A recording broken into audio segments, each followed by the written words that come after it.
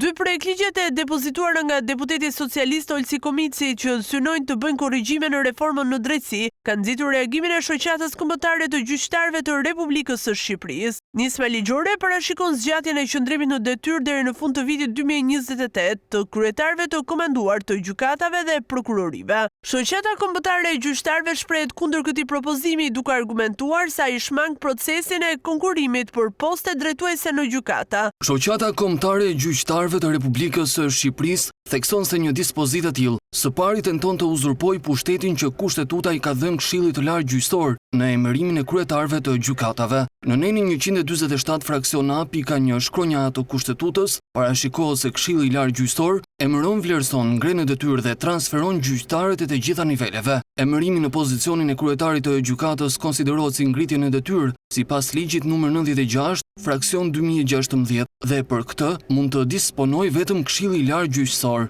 Shoqata vëren gjithashtu se dispozita e propozuar zbatohet vetëm për gjykatat e jurisdiksionit të përgjithshëm dhe ato administrative, duke përjashtuar gjykatat e posaçme, çka sipas saj përbën një trajtim të pabarabartë. Po ashtu kritikon faktin që projektligji nuk merr parasysh se KLG ka miratuar tashmë aktin normativ për procedurën e zgjedhjes së kryetarëve të gjykatave të shkallës së parë dhe të apelit, i cili ka hyrë në fuqi në 1 janar të 2026 dhe pritet të sjellë së shpejti hapjen e garës për këto poste.